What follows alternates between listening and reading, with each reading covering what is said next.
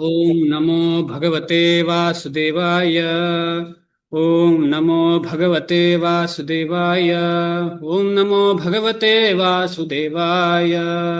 ಓಂ ಸುರಭ್ಯೇ ನಮಃ. ಓಂ ಸುರಭ್ಯೇ ನಮಃ. ಓಂ ಸುರಭ್ಯೇ ನಮಃ. ಮೂಕಂ ಕರೋತಿ ವಾಚಾಲಂ ಪಂಗುಂ ಲಂಘಾಯತೆ ಗಿರಿಂ ಯತ್ಕೃಪಾತಮಹಂ ವಂದೇ ಶ್ರೀಗುರುಂ ದೀನತಾರಿಣಂ. ನಮೋ ವಿಷ್ಣುಪಾದಾಯ ಕೃಷ್ಣಪ್ರೇಷ್ಠಾಯ ಭೂತಲೆ ಶ್ರೀಮತೆ ಭಕ್ತಿವೇದಾಂತ ಸ್ವಾಮಿನ್ನಿತಿ ನಾಮಿನೆ. ನಮಸ್ತೆ ಸಾರಸ್ವತೆ ದೇವೆ ಗೌರವಾಣಿ ಪ್ರಚಾರಿಣೆ ನಿರ್ವಿಶೇಷ ಶೂನ್ಯವಾದಿ ಪಾಶ್ಚಾತ್ಯ ದೇಶತಾರಿಣೆ. ಓಂ ವಿಷ್ಣುಪಾದಾಯ ಶ್ರೀಕೃಷ್ಣಾಯ ಭೂತಲೆ ಸ್ವಾಮಿನಿಗೆ ನಮಸ್ತೆ ಗುರುಸೇವ ಸದಾನಿಂದಿತ ಹರೇ ಕೃಷ್ಣ. ಎಲ್ರಿಗೂ ಧನ್ಯವಾದಗಳು. ಮೊನ್ನೆ ಶನಿವಾರ 16 ಮತ್ತು 17ನೇ ಶ್ಲೋಕವನ್ನ ನಾವು ಓದಿದ್ದೇವೆ. ಸ್ವಲ್ಪ ಹಿಂದಕ್ಕೆ ಹೋಗಿ ಏನು ಆಗಿದೆ ಅಂತ ನೋಡಿ ಮುಂದೆ ಹೋರೋಣ. ತುಂಬಾ ಇಂಪಾರ್ಟೆಂಟ್ ಶ್ಲೋಕಗಳನ್ನ ನಾವು ಚರ್ಚೆ ಮಾಡ್ತಾ ಇದ್ದೇವೆ. ಭಗವಂತ ಯಜ್ಞದ ಬಗ್ಗೆ ಮಾತಾಡಿದ್ದಾರೆ. ಭಗವಂತ ಯಜ್ಞ ಮಾಡಿ ಆ ಯಜ್ಞವನ್ನ ಹೇಗೆ ಮಾಡಬೇಕು ಅಂತ ಹೇಳಿದ್ರೆ ಭಗವದರ್ಪಣವಾಗಿ ಮಾಡಬೇಕು ಅಂತ ಹೇಳಿ ಭಗವಂತ ಹೇಳ್ತಾರೆ. ಆದ ಕಾರಣ ಇದೆಲ್ಲ ಇಂಪಾರ್ಟೆಂಟ್ ಆಗಿರುವ ಟಾಪಿಕ್ಗಳು. ನಾವು ಆದಷ್ಟು ಇದನ್ನ ಮನಸ್ಸಲ್ಲಿ ಇಟ್ಕೊಂಡ್ರೆ ನಮ್ಗೆ ತುಂಬಾ ಹೆಲ್ಪ್ ಆಗುತ್ತೆ. ಈಗ ಕಳೆದ ಕ್ಲಾಸ್, ಅದರ ಹಿಂದಿನ ಕ್ಲಾಸಲ್ಲಿ ಒಂದು ಯಜ್ಞದ ಚಕ್ರವನ್ನು ನಾವು ಕೇಳಿದ್ದೇವೆ. ಯಾರಾದ್ರೂ ಹೇಳ್ತೀರಾ ಏನದು ಚಕ್ರ ಅಂತ ಹೇಳಿ? ಕಳೆದ ಕ್ಲಾಸಲ್ಲೂ ನಾವು ಮಾತಾಡಿದ್ದೇವೆ ಇದರ ಬಗ್ಗೆ. ಯಾರಿಗಾದ್ರೂ ನೆನಪಿದ್ರೆ ಟ್ರೈ ಮಾಡಿ. ಏನದು ಯಜ್ಞದ ಚಕ್ರ ಅಂತ ಹೇಳಿ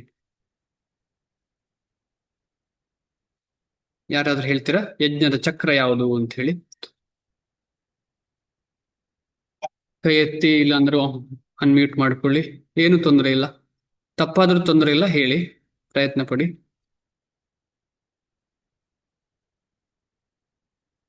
ಪ್ಲೀಸ್ ಹೇಳಿ. ಜಗನ್ನಾಥ್ ಜಿ ಅನ್ಮ್ಯೂಟ್ ಮಾಡಿದ್ದೀರಿ. ಮಳೆ ಮಳೆ ಮಳೆ ಬರುತ್ತೆ. ಮಳೆ ಬಂದು ಅದರಿಂದ ಇದಾಗುತ್ತೆ, ಬೆಳೆ ಮಳೆಯಿಂದ ಆಗುತ್ತೆ. ಮಳೆಯಿಂದ ಬೆಳೆ ಆಗ್ತದೆ. ಬೆಳೆಯಿಂದ ಅನ್ನ ಊಟ ಮಾಡ್ತೇವೆ. ಬೆಳೆಯಿಂದ ಆ ಅನ್ನ ರೀತಿ ಬರ್ತದೆ, ಅನ್ನ ಊಟ ಮಾಡ್ತೇವೆ. ಓಕೆ. ಆ ರೀತಿನೂ ಕೇಳಿದ್ದೆ. ಹಾ, ಆ ರೀತಿ ಹೇಳಿದ್ರಿ ನೀವು. ಅದು ಕರೆಕ್ಟ್ ಕರೆಕ್ಟ್ ಹೋಮ ಆಗುತ್ತೆ, ಇದಾಗುತ್ತೆ ಅಂತೇಳಿ, ಮತ್ತೆ ಮಳೆ ಬರುತ್ತೆ. Correct correct. ಮಳೆಯಿಂದ ಭೂಮಿಗೆ ಇದಾಗುತ್ತೆ, ಫಸಲಾಗುತ್ತೆ. ಆಮೇಲೆ ಆ ಅನ್ನ ನಮ್ಮ ಇದಕ್ಕೆ ಹೋಗುತ್ತೆ, ಬೈಗೆ ಹೋಗುತ್ತೆ. ಹಾ, ಆ ಕರೆಕ್ಟ್ ರೀತಿ. ಕರೆಕ್ಟ್. ಸೊ ಕಳೆದ ಕ್ಲಾಸಲ್ಲಿ 2 ಶ್ಲೋಕಗಳನ್ನ ನಾವು ಅರ್ಥ ಮಾಡ್ಕೊಂಡಿದ್ದೇವೆ. ಅನ್ನಾದ್ ಭವಂತಿ ಭೂತಾನಿ ಪರ್ಜನ್ಯಾದ್ ಅನ್ನ ಸಂಭವ. ಪರ್ಜನ್ಯಾದ್ ಅನ್ನ ಸಂಭವ. ಪರ್ಜನ್ಯ ಹೇಗೆ ಬರ್ತದೆ? ಯಜ್ಞ ಕರ್ಮ ಸಮುದ್ಭವ. ಕರ್ಮ ಎಲ್ಲಿಂದ ಬರ್ತದೆ? ಕರ್ಮ ವೇದ ವಿಹಿತದಿಂದ, ವೇದದಿಂದ ಬರ್ತದೆ. ವೇದ ಎಲ್ಲಿಂದ ಬರ್ತದೆ? ಕೃಷ್ಣನಿಂದ, ಭಗವಂತನಿಂದ. ಅಕ್ಷರನಾದಂತಹ ಅಕ್ಷರ, ಅಕ್ಷರ ಅಂತ ಹೇಳಿದ್ರೆ ಕ್ಷಯವೇ ಇಲ್ಲದಂತಹ, ಯಾವತ್ತೂ ಸಂಪೂರ್ಣವಾಗಿರುವಂತಹ ಭಗವಂತನಿಂದ. ಭಗವಂತನದಿಂದ ಏನಾಗ್ತದೆ? ಭಗವಂತನಿಂದ ವೇದ ಬರ್ತದೆ. ವೇದದಲ್ಲಿ ಏನ್ ಹೇಳ್ತದೆ? ಈ ರೀತಿ ಕರ್ಮ ಮಾಡಬೇಕು ಅಂತ. ವೇದದಲ್ಲಿ ಹೇಳಿದ ರೀತಿಯಲ್ಲಿ ಕರ್ಮ ಮಾಡಿದ್ರೆ ಅದೇ ಯಜ್ಞ ಆಗ್ತದೆ. ಅದಕ್ಕೆ ವರ್ಣಾಶ್ರಮ ಅಂತ ಹೇಳುವಂಥದ್ದು. ವರ್ಣಾಶ್ರಮ ಅಂತ ಹೇಳಿದ್ರೆ ಭಕ್ತಿ ಅಲ್ಲದಿದ್ರು ಕೂಡ ಅಲ್ಲಿ ಮಾಡುದು ಭಗವಂತನ ಸೇವೆಗೋಸ್ಕರ ಅಂತ ಮಾಡುವಾಗ ಅದು ನಿಜವಾಗಿ ದೈವ ವರ್ಣಾಶ್ರಮವಾಗಿ ಅದೇನಾಗ್ತದೆ. ಅದಕ್ಕೆ ನಿನ್ನೆ ಮುಂಚಿನ ಕ್ಲಾಸಲ್ಲಿ ದೈವ ವರ್ಣಾಶ್ರಮ ಮತ್ತು ವರ್ಣಾಶ್ರಮದ 2 ವಿಚಾರಗಳ ಬಗ್ಗೆ ನಾವು ಚರ್ಚೆ ಮಾಡಿದ್ದೇವಾಯ್ತು. ಯಜ್ಞ ಮಾಡ್ತೇವೆ ನಾವು ಅಂದ್ರೆ ನಾವೀಗ ಭಗವದ್ಗೀತೆ ಓದೋದಾಗ್ಲಿ, ಕೆಲಸ ಮಾಡೋದಾಗ್ಲಿ, ಕೃಷಿ ಮಾಡೋದು ಎಲ್ಲ ಯಜ್ಞ ಆಗ್ತದೆ ಭಗವದ್ ಅರ್ಪಣ ಆಗಿದ್ರೆ, ಭಗವಂತ ಕೃಷ್ಣನಿಗೆ ಮಾಡಿದ್ರೆ. ಅಂತಹ ಯಜ್ಞ ಮಾಡಿದ್ರೆ ಏನಾಗ್ತದೆ ಅಂತ ಹೇಳಿದ್ರೆ, ಯಜ್ಞ ಅಂತ ಹೇಳಿದ್ರೆ ಎಲ್ಲ ದೇವಾದಿ ದೇವತೆಗಳಿಗೆ ಸಂಪೂರ್ಣವಾಗಿ ಸಂತೋಷ ಆಗ್ತದೆ. ಯಾರಿಗೆ ಸಂತೋಷ ಮಾಡಿದರೆ? ಕೃಷ್ಣನಿಗೆ ಸಂತೋಷ ಪಟ್ಟ. ಇದೊಂದು ಅದ್ಭುತ. ಇದೇನ್ ಹೇಳ್ತಾರೆ ಅಂತ ಹೇಳಿದ್ರೆ, ಆಚೆ ಮಗುವಿಗೆ ನೋವು ಆಗ್ಬಾರ್ದು, ಬೆತ್ತ ಮುರಿಲೂಬಾರ್ದು. ನಿಮಗೆ ಕೇಳಿರ್ಬೋದು, ಬೆತ್ತ ಮುರಿಲೂಬಾರ್ದು ಮಗುವಿಗೆ. ಅದೇನು ಹಾವಿಗಲ್ಲ, ಹಾವಿಗೆ ಹಾಗೇನೋ ಒಂದು ಗಾದೆ ಇದೆ, ನನಗೆ ನೆನಪಿಲ್ಲ ಅದು. ಆ ರೀತಿಯಲ್ಲಿ ನೋಡಿ, ಭಗವದ್ ಭಕ್ತರಾದಂತಹ ದೇವಾದಿ ದೇವತೆಗಳಿಗೆ ಏನೂ ನೋವಾಗುದಿಲ್ಲ. ಅದೇ ರೀತಿಯಲ್ಲಿ ಅವರೆಲ್ಲರಿಗೂ ತೃಪ್ತಿ ಆಗ್ತದೆ. ಹೇಗೆ ಆಗ್ತದೆ? ಅದು ಕೃಷ್ಣನ ಸೇವೆಯಿಂದ. ಇದು ನಮಗೆ ಅಷ್ಟು ಸುಲಭದಲ್ಲಿ ನಮಗೆ ಅರ್ಥ ಮಾಡ್ಲಿಕ್ಕೆ ಸಾಧ್ಯ ಇಲ್ಲ. ಆದರೆ ಅಭ್ಯಾಸ ಮಾಡಿ ಮಾಡಿ ಮಾಡಿ ಆಗುವಾಗ ಇದು ಕ್ಲಿಯರ್ ಆಗ್ತದೆ. ಅದೊಂದು ಶ್ಲೋಕ ಮುಖಾಂತರ ಕೂಡ ನಾವು ರೆಫರೆನ್ಸ್ ಇಟ್ಕೊಂಡೆ ನಾವು ಅದನ್ನ ಡಿಸ್ಕಷನ್ ಮಾಡಿದ್ದೇವೆ. ಅದೇನು ರೆಫರೆನ್ಸ್ ಅಂತ ಹೇಳಿದ್ರೆ, ಯಾವಾಗ ಸ್ಕಂದಗಳು, ಭುಜಗಳು ಇದೆಲ್ಲ ತೃಪ್ತಿ ಆಗುದು ಯಾವಾಗ? ಯಥಾ ತರೋರ್ಮೂಲ ನಿಷೇಚನೇನ. ತೃಪ್ಯಂತಿ ತತ್ಸ್ಕಂದ ಭುಜೋಪಶಾಖಾ ಯಥಾ ತರೋರ್ ಮೂಲ ನಿಷೇಚನೇನ. ಅಂದ್ರೆ ಯಾವಾಗ ಒಂದು ಸಸ್ಯದ ಬೇರಿಗೆ ನೀರು ಸಿಗುವಾಗ ಇಡೀ ಅದರ ಅಂಗಾಂಗಗಳು, ಭುಜಗಳು ಎಲ್ಲವೂ ಶಕ್ತಿಭರಿತವಾಗಿ, ಸಂಪತ್ಭರಿತವಾಗಿ ಎಲ್ಲ ಆಹಾರವನ್ನು ಕೊಡ್ತದೆ, ಅದು ಫಲ ಕೊಡ್ತದೆ. ಅದು ಅದೇ ರೀತಿಯಲ್ಲಿ ಭಗವಂತನಿಗೆ ನೇರವಾಗಿ ಮಾಡಿದಂತಹ ಯಜ್ಞದಿಂದ ಎಲ್ಲಾ ದೇವಾದಿ ದೇವತೆಗಳು ಹೇಗೆ ಭಗವಂತನ ಭುಜಗಳೇ ಇದ್ದ ಹಾಗೆ ದೇವಾದಿ ದೇವತೆಗಳು ಎಲ್ಲರಿಗೂ ತೃಪ್ತಿ ಆಗ್ತದೆ. ಒಬ್ಬೊಬ್ಬರನ್ನು ತೃಪ್ತಿಪಡಿಸುವುದು ಅಷ್ಟು ಸುಲಭ ಅಲ್ಲ. ಈಗ ಒಂದು ಬೇರಿಗೆ ಒಂದು ಎಲೆಗೆ, ಒಂದೊಂದು ಎಲೆಗೆ ನೀರು ಕೊಡ್ಲಿಕ್ಕೆ ಸಾಧ್ಯನಾ? ಸಾಧ್ಯ ಇಲ್ಲ ಅಂತ ಅಲ್ಲ, ಅದು ಅಷ್ಟು ಫಲೀಭೂತವಾಗುವುದಿಲ್ಲ. ಈಗ ನಾವು ಸ್ಪ್ರಿಂಕ್ಲರ್ ಹಾಕ್ತೇವೆ, ಸ್ಪ್ರಿಂಕ್ಲರ್ ಹಾಕಿದ್ರೆ ಬರೀ ಬುಡಕ್ಕೆ ಅಲ್ಲ, ಎಲ್ಲ ಸಿಗ್ತದೆ. ಅದೇ ರೀತಿಯಲ್ಲಿ ಕೃಷ್ಣ ಭಾವನಾಮೃತ ಅಂತ ಹೇಳಿದ್ರೆ ನಾವು ಎಲ್ಲರಿಗೂ ಕೊಡ್ತೇವೆ, ಆದರೆ ನೇರವಾಗಿ ಭಗವಂತನಿಗೆ ಕೊಡುವ ಮುಖಾಂತರದಿಂದ. ಅಂತಹ ಅದ್ಭುತವಾದಂತಹ ಒಂದು ಕಾನ್ಸೆಪ್ಟ್ ಇದು. ಅದು ಕಾನ್ಸೆಪ್ಟ್ ಅಲ್ಲ, ಅದು ನಿತ್ಯ ಜೀವನ. ನಮ್ಮದು ನಿತ್ಯ ಆಗ್ಬೇಕು. ಅದು ನಿತ್ಯ ಅಂತ ಹೇಳಿದ್ರೆ ಯಾವತ್ತು, ಅಂದ್ರೆ ನಮ್ಮ ಆತ್ಮವು ನಿತ್ಯ, ನಮಗೆ ಇಲ್ಲಿ ಇರುವಂತಹ ದೇಹವು ಒಂದು ಕವಚ, ಅದೊಂದು ಅನಿತ್ಯವಾದಂತಹ ವಸ್ತು. ಅದು ಯಾವತ್ತೂ ಇರುವುದಿಲ್ಲ. ಅದು ಯಾವತ್ತಲ್ಲ ಒಂದಲ್ಲ ಒಂದು ದಿನ ಅದು ನಮ್ಮಿಂದ ಕಳ್ಚಿಕೊಂಡು ಹೋಗ್ತದೆ. ಆದ ಕಾರಣ ನಾವು ನಿತ್ಯ ಅಂತ ಹೇಳುವಾಗ ನಮ್ಮ ಈ ಆತ್ಮವು ನಿತ್ಯ, ಆತ್ಮ ಯಾವತ್ತು ಭಗವಂತನ ದಾಸ ಅಂತ ಹೇಳುವಂಥದ್ದು ನಿತ್ಯ. ಆದ ಕಾರಣ ಈ ಒಂದು ಸೇವಾ ಕೈಂಕರ್ಯ ಇದೆಯಲ್ಲ, ಭಗವಂತನೇ ಸರ್ವೋತ್ತಮ ಅಂತ ಹೇಳಿ, ಕೃಷ್ಣಾರ್ಥಂ ಅಖಿಲ ಚೇಷ್ಟ ಅಂತ ಹೇಳ್ತಾರೆ ಶಾಸ್ತ್ರ. ಕೃಷ್ಣಾರ್ಥಂ ಅಖಿಲ ಚೇಷ್ಟ, ಅಖಿಲಾಂಡ ಬ್ರಹ್ಮಾಂಡ ಕೋಟಿ ಪರಮೋತ್ತಮ ಪರಮಪುರುಷ ಅವನು.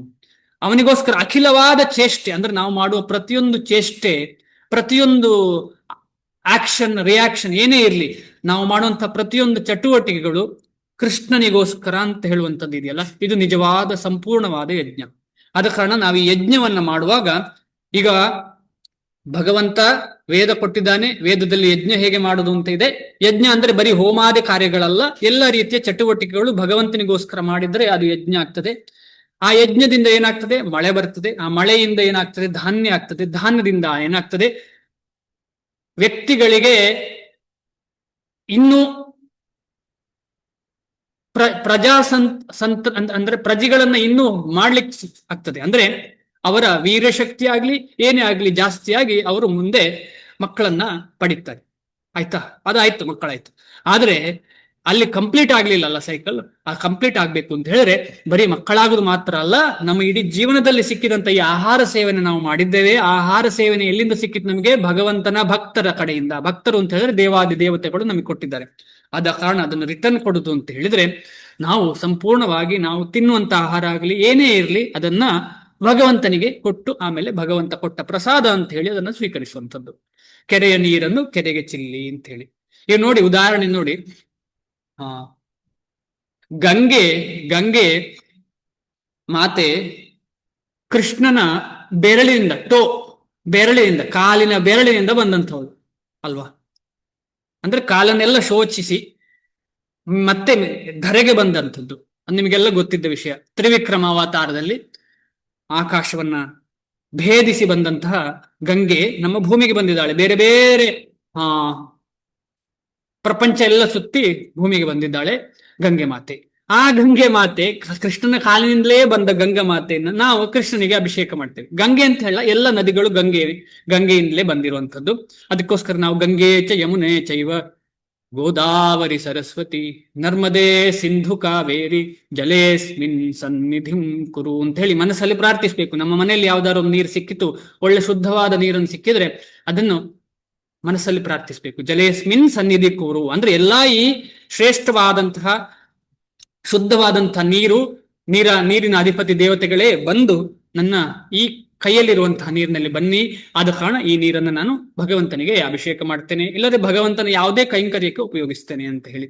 ಅಂದ್ರೆ ಆ ನೀರು ಎಲ್ಲಿಂದ ಬಂದದ್ದು? ನೀರು ಕೃಷ್ಣನಿಂದ ಬಂದದ್ದು. ಕೊಡುದು ಯಾರಿಗೆ? ನೀರಿಗೆ. ಅಕಸ್ಮಾತ್ ನಾವು ಅದು ಮಾಡ್ಲಿಲ್ಲ ಅಂತ ಹೇಳಿದ್ರೆ ನಮ್ಮ ಇಂದ್ರಿಯ ತೃಪ್ತಿಗೋಸ್ಕರ ನಾವು ಅದನ್ನು ಮಾಡ್ಲಿಕ್ಕೆ ಶುರು ಮಾಡ್ತೇವೆ.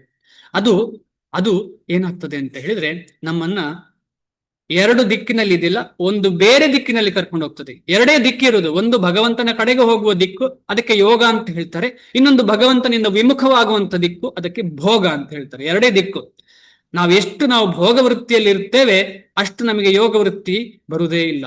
ಯೋಗ ವೃತ್ತಿ ಬರಬೇಕು ಅಂತ ಹೇಳಿದ್ರೆ ಭೋಗ ವೃತ್ತಿಯನ್ನ ಕಮ್ಮಿ ಮಾಡ್ಬೇಕು. ಆ ಭೋಗ ವೃತ್ತಿ ಕಮ್ಮಿ ಮಾಡೋದು ಯಾವಾಗ ಅಂತ ಹೇಳಿದ್ರೆ ಮುಂದೆ ಹಿಂದೆ ಹೇಳಿದ ಹಾಗೆ ಭೋಗದಲ್ಲಿ ಎಷ್ಟು ಆಸಕ್ತಿ ವಹಿಸಿದ್ದೇವೆ ನಾವು ಆ ಆಸಕ್ತಿಯನ್ನು ತಿರುಗಿಸಿ ಭಗವಂತನ ಕಡೆ ಕೊಟ್ರಾಯ್ತಷ್ಟೆ. ಅದಕ್ಕೆ ಏನು ಹೇಳ್ತಾರೆ ಅಂತ ಹೇಳಿದ್ರೆ ಯುಕ್ತ ವೈರಾಗ್ಯ. ವೈರಾಗ್ಯ ಅಲ್ಲ, ಅದು ಯುಕ್ತ ವೈರಾಗ್ಯ. ಈಗ ನಮಗೆ ಆ ನೀರನ್ನ ಭಗವಂತನಿಗೆ ಕೊಟ್ಟು ಭಗವಂತನ ಮುಖಾಂತರ ನಾವು ಅದನ್ನು ಉಪಯೋಗಿಸ್ತೇವೆ. ನೀರು ಬೇಡ ಅಂತ ಹೇಳ್ತಾ ಇಲ್ಲ, ನಾವು ಆ ನೀರನ್ನೇ ಭಗವಂತನಿಗೆ ಕೊಡ್ತಾ ಇದ್ದೇವೆ. ಇದೇ ರೀತಿಯಲ್ಲಿ ವೇದ ವಿಹಿತವಾದ ಕರ್ಮವನ್ನ ವರ್ಣ ಆಶ್ರಮಕ್ಕೆ ಅನುಸಾರವಾಗಿ ಯಾವಾಗ ನಾವು ಮಾಡ್ತೇವೆ ಆಗ ಏನಾಗ್ತದೆ, ಭಗವಂತನಿಗೆ ತೃಪ್ತಿ ಆಗ್ತದೆ. ಭಗವಂತನಿಗೆ ಕೊಟ್ಟು ಮಾಡಿದ್ರೆ ಭಗವಂತನಿಗೆ ತೃಪ್ತಿ ಆಗ್ತದೆ. ಆ ಮುಖೇನ ಸರ್ವ ದೇವತೆಗಳಿಗೆ ಸಂತೃಪ್ತಿ ಆಗ್ತದೆ. ಆದ ಕಾರಣ ನಾವೆಲ್ಲರೂ ತುಂಬಾ ಖುಷಿ ಪಡುವ ವಿಚಾರ ಏನು ಅಂತ ಹೇಳಿದ್ರೆ ಒಂದೇ ಒಂದು ವಿಷಯದಲ್ಲಿ ಎಲ್ರಿಗೂ ತೃಪ್ತಿ ಆಗುವಂಥದ್ದು. ಬರೀ ದೇವಾದಿ ದೇವತೆಗಳಿಗೆಲ್ಲ ಎಲ್ಲರಿಗೂ ತೃಪ್ತಿ ಆಗ್ತದೆ. ಯಸ್ಮಿನ್ ತುಷ್ಟೇ, ಯಾರಿಗೆ ತುಷ್ಟಿ ಅಂದ್ರೆ ಯಾವ ಕೃಷ್ಣನಿಗೆ ತುಷ್ಟಿ ಆದ್ರೆ ಎಲ್ಲರಿಗೂ ಸೃಷ್ಟಿ ಆಗ್ತದೆ, ಎಲ್ಲರಿಗೂ ಸಂಪೂರ್ಣ ತೃಪ್ತಿ ಆಗ್ತದೆ. ಆದ ಕಾರಣ ಇದಕ್ಕೊಂದು ಉದಾಹರಣೆ ನಿನ್ನೆ ಪ್ರಭುಗಳು ಕೊಟ್ಟದ್ದು, ಮುಂಚೆಯೂ ನೀವು ಕೇಳಿರ್ತೀರಿ. ಏನು ಅಂತ ಹೇಳಿದ್ರೆ ದುರ್ಯೋಧನ ಯಾರನ್ನು ಕಳಿಸಿದ್ದು, ಅಕ್ಷಯ ಪಾತ್ರೆಯನ್ನು ಚೆಕ್ ಮಾಡ್ಲಿಕ್ಕೆ ಕ್ರೋಧವಾದಂತಹ ಮುನಿ ದೂರ್ವಾಸ ಮುನಿಯನ್ನು. ಅವನು ಯಾವ ದೂರ್ವಾಸ ಮುನಿಗಳು ಯಾವತ್ತೂ ಸಿಟ್ಟಿನವರು ಅಲ್ವಾ, ಬೇಕಾಗುವಾಗ ಸಿಟ್ಟಿನವರು. ಆ ಒಂದು ಕಥೆಯಲ್ಲಿ ಏನಾಗ್ತದೆ ಅಂತ ಹೇಳಿದ್ರೆ ದೂರ್ವಾಸ ಮುನಿಗಳು ಅಲ್ಲಿಗೆ ಹೋಗ್ಬೇಕು ಅಂತ ಹೇಳಿ ದುರ್ಯೋಧನ ಹೇಳ್ತಾನೆ. ಯಾವಾಗ ಹೋಗ್ಬೇಕು, ಎಲ್ಲ ಊಟ ಆದ ಮೇಲೆ ಹೋಗ್ಬೇಕು. ಯಾರು ಕುಂತಿ ಆಮೇಲೆ ಪಾಂಡವರದೆಲ್ಲ ಊಟ ಆದ ಮೇಲೆ ಹೋಗ್ಬೇಕು. ಊಟ ಆದ ಮೇಲೆ ಆ ಅಕ್ಷಯ ಪಾತ್ರೆ ಕೆಲಸ ಮಾಡೋದಿಲ್ಲ ಅಂತ ಹೇಳಿದ್ರೆ ಅದ್ರ ಅಗತ್ಯ ಮುಗಿತಲ್ವಾ. ಅಕ್ಷಯ ಪಾತ್ರೆಗೇನು, ಈಗ ಕಾಡಿನಲ್ಲಿ ಅಡಿಗೆ ಅನ್ನ ಮಾಡ್ಲಿಕ್ಕೆ ಸಾಧ್ಯನಾ, ಈ ಕಾಡಿನಲ್ಲಿ ಅಕ್ಕಿ ಸಿಗ್ಲಿಕ್ಕೆ ಸಾಧ್ಯನಾ? ಅಂದ್ರೆ ಅಕ್ಷಯ ಪಾತ್ರ ಅಂತ ಹೇಳಿದ್ರೆ ಅದು ಏನ್ ಬೇಕು ಅದು ಕೊಡುವಂತಹ ಒಂದು ಪಾತ್ರೆ. ಅದು ನಮ್ಮ ಮನಸ್ಸಿನಲ್ಲಿ ಏನು ಬೇಕು ಅಂತ ಯೋಚನೆ ಮಾಡಿದ್ರೆ ಅದು ಕೊಡ್ತದೆ, ಅದಲ್ಲದೆ ಬೇಕಾದಷ್ಟು ಕೊಡ್ತದೆ. ಆದ್ರೆ ಇವರದೆಲ್ಲ ಪಾಂಡವರದೆಲ್ಲ ಮುಗೀತು ಅಂತ ಹೇಳಿದ್ರೆ ಏನು ಅಗತ್ಯ ಇಲ್ಲ ಅಲ್ಲಿ. ಅಂದ್ರೆ ಆ ಅಗತ್ಯ ಇಲ್ಲ ಅಂತ ಹೇಳಿ ನಿಲ್ಲಿಸುವ ಸಮಯದಲ್ಲಿ ಅಗಸ್ತ್ಯ ಮುನಿ ಯಾರಿಗೆ, ದುರ್ವಾಸ ಮುನಿಗಳಿಗೆ ನೀವು ಹೋಗಿ ಅಂತ ದುರ್ಯೋಧನ ಹೇಳಿದ. ಯಾಕಂದ್ರೆ ದುರ್ಯೋಧನನ್ನ ತುಂಬಾ ಇಷ್ಟಪಟ್ಟಿದ್ದಾರೆ, ಏನೋ ಒಂದು ಕಾರ್ಯ ಮಾಡಿದ್ದಾರೆ, ಆ ರೀತಿಯಲ್ಲಿ ಇಷ್ಟ ಆಗಿದೆ. ಅವರು ಹೇಳಿದಾಗೆ ಇವರು ಕೇಳಿದ್ದಾರೆ, ಹೋಗಿದ್ದಾರೆ. ತುಂಬಾ ಶಿಷ್ಯರನ್ನು ಕರ್ಕೊಂಡು ಹೋಗಿದ್ದಾರೆ, ಲಕ್ಷ ಶಿಷ್ಯರನ್ನು ಕರ್ಕೊಂಡು ಹೋಗಿದ್ದಾರೆ. ಹೋಗುವಾಗ ಇವರಿಗೆ ಏನಾಯ್ತು, ಪಾಂಡವಾದಿಗಳಿಗೆ ದ್ರೌಪದಿಗೆ ಅಯ್ಯೋ ನಮ್ದೆಲ್ಲ ಊಟ ಆಗಿದೆ, ಆದ್ರೆ ಇಲ್ಲಿ ಏನು ಇಲ್ವಲ್ಲ, ಏನ್ ಮಾಡೋದು ಅಂತ ಚಿಂತೆ. ಆದ್ರೆ ಇವರೆಲ್ಲ ಭಗವದ್ ಭಕ್ತರು.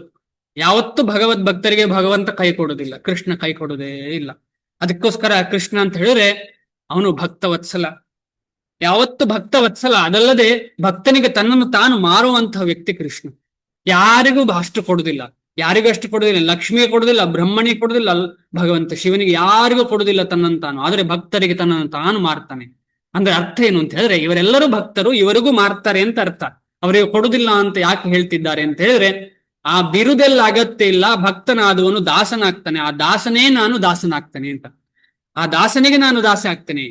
ಈ ಪದವಿ ಅಲ್ವಾ, ಬ್ರಹ್ಮ ಅಂತ ಹೇಳಿದ್ರೆ ಒಂದು ಪದವಿ, ಆ ಪದವಿ ಪ್ರತಿಷ್ಠೆಗೆ ನಾವು ಹೋಗಬಾರದು ಅಂತ ಇದರ ಉದ್ದೇಶ. ಬ್ರಹ್ಮನಿಗೆ ಅವರು ಬ್ರಹ್ಮನ ದಾಸನಾಗುದಿಲ್ಲ ಅಂತ ಹೇಳಿದಲ್ಲ, ಶಿವನ ದಾಸ ಆಗುದಿಲ್ಲ ಅಂತಲ್ಲ, ಅದು ಉದ್ದೇಶ ಅಲ್ಲ ಇದರಲ್ಲಿ. ಇದರ ಉದ್ದೇಶ ಏನು ಅಂತ ಹೇಳಿದ್ರೆ ಆ ಪದವಿ ಅದಕ್ಕೆಲ್ಲ ಹೋಗದೆ ಬರೀ ಕೃಷ್ಣನ ಬಗ್ಗೆ, ಕೃಷ್ಣನಿಗೆ ಹೇಗೆ ಸೇವೆ ಮಾಡುದು ಅಂತ ಥಿಂಕ್ ಮಾಡ್ತಾ ಇದ್ರೆ ಆಗ ಖಂಡಿತವಾಗಿ ಕೃಷ್ಣ ಅಂತಹ ಭಕ್ತರ ದಾಸನಾಗ್ತಾನೆ. ಅಂತಹ ಒಂದು ಅದ್ಭುತ ಲೀಲೆ ಭಗವಂತನ. ಆದ ಕಾರಣ ಅಂತಹ ಒಂದು ಕೃಷ್ಣ ಬಂದು ಕೇಳ್ತಾನೆ, ಏನಾಯ್ತಮ್ಮ ದ್ರೌಪದಿ ಅಂತ ಹೇಳಿ. ಆಗ ದ್ರೌಪದಿ ಹೇಳ್ತಾರೆ, ಇಷ್ಟೆಲ್ಲ ಜನ ಬಂದಿದ್ದಾರೆ, ಅದಲ್ಲದೆ ದುರ್ವಾಸ ಮುನಿಗಳು ತುಂಬಾ ಕ್ರೋಧ ಬರ್ತದೆ ಅವರಿಗೆ, ಏನಾದ್ರೂ ತೃಪ್ತಿ ಆಗಿಲ್ಲ ಅಂದ್ರೆ ಏನ್ ಮಾಡೋದು, ನಮಗೆ ತುಂಬಾ ಭಯ ಆಗಿಬಿಟ್ಟಿದೆ ಅಂತ. ಕೃಷ್ಣ ನೀನೇ ರಕ್ಷಣೆ ಮಾಡು ಅಂತ. ಆಗ ಕೃಷ್ಣ ಹೇಳ್ತಾನೆ, ನೋಡು ಆ ಅಕ್ಷಯ ಪಾತ್ರೆಯಲ್ಲಿ ಏನಾದ್ರೂ ಸ್ವಲ್ಪ ಆದ್ರೂ ಉಳಿದಿದ್ಯಾ ಅಂತ ನೋಡು ಅಂತ ಹೇಳ್ತಾರೆ. ಆಗ ದ್ರೌಪದಿ ಮಾತೆ ಹೋಗಿ ನೋಡ್ತಾಳೆ, ಒಂದು ಅಗಳು ಅನ್ನ ಇತ್ತು, ಅಕ್ಕಿ ಇತ್ತು, ಅನ್ನ ಬೆಂದ ಅಕ್ಕಿ ಇತ್ತು. ಅದನ್ನ ತಗೊಂಡ್ಬಂದು ಕೃಷ್ಣನಿಗೆ ಕೊಡ್ತಾರೆ. ನೋಡಿ, ಈಗ ಆಶ್ಚರ್ಯ ಆಗ್ಬೋದು, ಅದು ಈಗಾಗ್ಲೇ ಕೃಷ್ಣನಿಗೆ ನಿವೇದಿಸಿದಂತಹ ಆಹಾರ, ಅದನ್ನು ಪುನಃ ಕೃಷ್ಣ ತಿಂತಾ ಇದ್ದಾನಲ್ಲ, ಇದೇ ಒಂದು ವತ್ಸಲತೆ. ನಾವು ಹಾಗೆ ಮಾಡುವ ಹಾಗಿಲ್ಲ. ನಾವು ಒಂದ್ಸಲ ಕೃಷ್ಣನಿಗೆ ಕೊಟ್ಟದನ್ನು ಪುನಃ ಅದನ್ನೇ ಕೊಡುವ ಹಾಗಿಲ್ಲ. ಈ ರೀತಿಯಲ್ಲಿ ಭಕ್ತವತ್ಸಲನಾದಂತಹ ಕೃಷ್ಣ ಒಂದು ಅಗಳು ತಿಂದ. ಆ ಅಗಳು ತಿಂದ ತಕ್ಷಣ ಎಲ್ಲ ಯಾರು ದುರ್ವಾಸ ಮುನಿಗಳು ಮತ್ತೆ ಎಲ್ಲ ಶಿಷ್ಯಂದರಿಗೆ ತುಂಬಾ ಸಂತೃಪ್ತಿ ಆಯ್ತು. ಈ ರೀತಿಯಲ್ಲಿ ಕೃಷ್ಣ ಎಲ್ಲರಿಗೂ ಸಂತೃಪ್ತಿ ಪಡಿಸ್ತಾರೆ. ಇಂತಹ ಒಂದು ಸುಮಾರು ಉದಾಹರಣೆಗಳಿವೆ ಹೇಗೆ ತೃಪ್ತಿ ಆಗ್ತದೆ ಅಂತ ಹೇಳಿ. ಆದ ಕಾರಣ ಸಂಶಯ ಪಡಬೇಕು ಅಂತ ಇಲ್ಲ. ಈ ಚಕ್ರದಲ್ಲಿ ನಾವು ಮುಂದೆ ಹೋಗ್ಲೇಬೇಕು. ಅದು ಯಾವುದು ಅಂತ ಹೇಳಿದ್ರೆ ನಾವು ಕಿಂಚಿತ್ತು ಲೆಕ್ಕಿಸದೆ ನಾವು ಮಾಡಿದ್ದನ್ನೆಲ್ಲ ಭಗವಂತನಿಗೆ ಅರ್ಪಿಸುವಂಥದ್ದು ಅಷ್ಟೇ. ತುಂಬಾ ಸುಲಭವಾದ ವಿಚಾರ. ಹೀಗೆ ಮಾಡಿದರೆ ಏನಾಗ್ತದೆ ಅಂತ ಹೇಳಿದ್ರೆ ಎಲ್ಲರಿಗೂ ತೃಪ್ತಿ ಆಗ್ತದೆ. ಆಮೇಲೆ ಇದು ಯಾರಿಗೆ ಅಂತ ಹೇಳಿದ್ರೆ ನಮ್ಮೆಲ್ಲರಿಗೆ ಅಂತ ಹೇಳಿದ್ರೆ ನಾವೆಲ್ಲ ಏನ್ ಹೇಳ್ತಾರೆ, ಮುಕ್ತ ಜೀವಿಗಳಲ್ಲ ನಾವು. ನಮಗೆ ನಾವು ಯಾರು ಅಂತ ಗೊತ್ತಿಲ್ಲ. ಎಷ್ಟೇ ಕಲ್ತರು ಎಷ್ಟೇ ಓದಿದ್ರು ನಮಗೆ ಪ್ರತಿ ಹೆಜ್ಜೆಯಲ್ಲೂ ನಮಗೆ ನಾವು ಯಾರು ಅಂತ ಗೊತ್ತಿರುವುದಿಲ್ಲ. ಆದ ಕಾರಣ ನಾವೆಲ್ಲ ಬದ್ಧ ಜೀವಿಗಳು ಅಂತ ನಮಗೆ ಹೆಸರು. ಬದ್ಧ ಅಂತ ಹೇಳಿದ್ರೆ ನಾವು ಈ ತ್ರಿಗುಣಾತ್ಮಕವಾದಂತಹ ಭೌತಿಕ ಜಗತ್ತಿಗೆ ಬದ್ಧರಾಗಿದ್ದೇವೆ, ಅಂಟಿಕೊಂಡಿದ್ದೇವೆ. ನಾವು ಎಷ್ಟೇ ಭಕ್ತರಾಗ್ಲಿಕ್ಕೆ ಪ್ರಯತ್ನ ಪಟ್ಟರು ಅಂಟುತ್ತಾ ಇರುತ್ತೇವೆ. ಆದ ಕಾರಣ ನಮಗೆ ಈ ಯಜ್ಞ ಅಗತ್ಯ. ಆ ಯಜ್ಞ ಮಾಡುವುದು ಹೇಗೆ ಅಂತ ಹೇಳಿದ್ರೆ ನಾವು ಮಾಡಿದ ಎಲ್ಲಾ ಕಾರ್ಯವನ್ನ ಭಗವಂತನಿಗೆ ಅರ್ಪಿಸುವಂಥದ್ದು, ಕೃಷ್ಣನಿಗೆ. ತದ್ ಮುಖಾಂತರ ಎಲ್ಲ ದೇವಾದಿ ದೇವತೆಗಳಿಗೆ ಸಂತೃಪ್ತಿ ಆಗ್ತದೆ. ಇದು ತುಂಬಾ ಸಿಂಪಲ್ ವಿಷಯ, ನಮಗೆಲ್ಲರಿಗೂ ಅರ್ಥ ಆಗುವಂತ ವಿಷಯ. ಪ್ರತ್ಯೇಕವಾಗಿ ಒಬ್ಬೊಬ್ಬ ದೇವತೆಗಳನ್ನ ನಾವು ಸಂತೃಪ್ತಿ ಪಡಿಸುವ ಅಗತ್ಯ ಇಲ್ಲ. ಅದು ಸಾಧ್ಯನೂ ಕೂಡ ಇಲ್ಲ. ಇದು ತುಂಬಾ ಸಿಂಪಲ್ ಅರ್ಥ ಮಾಡ್ಲಿಕ್ಕೆ. ಎಲ್ಲ 33 ಕೋಟಿ ದೇವಾದಿ ದೇವತೆಗಳನ್ನ ಸಂತೃಪ್ತಿ ಪಡಿಸ್ಲಿಕ್ಕೆ ಸಾಧ್ಯ ಇಲ್ಲ. ಆದ್ರೆ ಬರೀ ಕೃಷ್ಣನ ಸಂತೃಪ್ತಿಯಿಂದಾಗಿ ಎಲ್ರಿಗೂ ಸಂತೃಪ್ತಿ ಆಗ್ತದೆ ಅಂತ ಹೇಳಿದ್ರೆ ಇದೊಂದು ಸುಲಭದ ವಿಚಾರ. ನಮಗೆ ಶ್ರೀಲ ಪ್ರಭುಪಾದರು ಅದೇ ರೀತಿಯಲ್ಲಿ ಈ ಪರಂಪರೆ ನಮಗೆ ಕೊಟ್ಟಿದೆ. ಆದ ಕಾರಣ ನಾವು ಅಂತಹ ಪರಂಪರೆಗೆ ಸಂಪೂರ್ಣವಾಗಿ ನಮ್ಮನ್ನು ನಾವು ಅರ್ಪಿಸಿ ಈ ಒಂದು ವಿಚಾರವನ್ನ ಮನಸ್ಸಿಗೆ ತಗೊಂಡು ನಾವು ಇದು ಮಾಡ್ಲಿಕ್ಕೆ ಶುರು ಮಾಡಿದರೆ ಏನಾಗ್ತದೆ ಅಂತ ಹೇಳಿದ್ರೆ ಮುಂದೆ ನಾವು ಈಗ ಹೇಳಿದಂತಹ ಶ್ಲೋಕ ಅಂದ್ರೆ ಆತ್ಮದಲ್ಲೇ ಸ್ಥಿತರಾಗ್ತೇವೆ. ಆ ಸ್ಥಿತಿಗೆ ನಾವು ತಲುಪ್ತೇವೆ. ಆಗ ನಾವು ಇಂಥದ್ದೆಲ್ಲ ಮಾಡುವ ಅಗತ್ಯ ಇಲ್ಲ.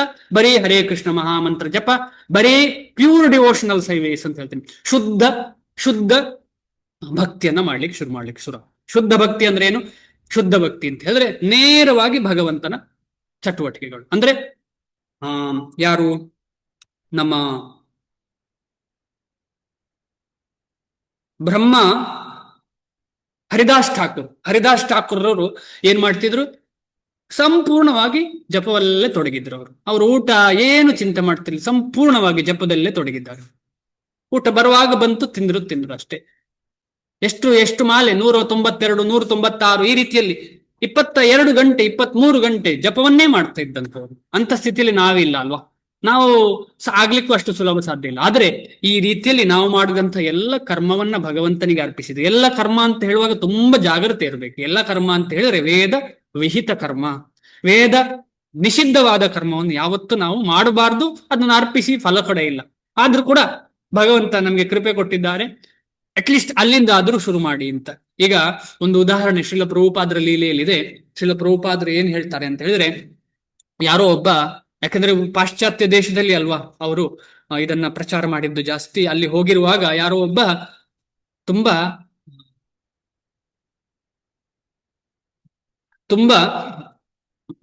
ಎಂತ ಹೇಳುದು, ಕುಡಿತದ ಹವ್ಯಾಸ ಇರುವಂತವನು ಕುಡಿತಾ ಇರ್ತಾನೆ. ಅವ್ನು ನಿಲ್ಲಿಸ್ಲಿಕ್ಕೆ ಸಾಧ್ಯ ಇಲ್ಲ. ಚಟ ಅಷ್ಟು ಜಾಸ್ತಿ ಆಗಿತ್ತು, ಅವ್ನು ನಿಲ್ಲಿಸ್ಲಿಕ್ಕೆ ಆಗ್ತಾ ಇಲ್ಲ. ಆದ್ರೆ ಪ್ರಭುಪಾದರಲ್ಲಿ ಬಂದು ಹೇಳ್ತಾರೆ, ನನಗೆ ದಯವಿಟ್ಟು ಹೆಲ್ಪ್ ಮಾಡಿ, ನನಗೆ ನಿಲ್ಲಿಸ್ಲಿಕ್ಕೆ ಆಗ್ತಾ ಇಲ್ಲ ಅಂತ ಹೇಳಿ.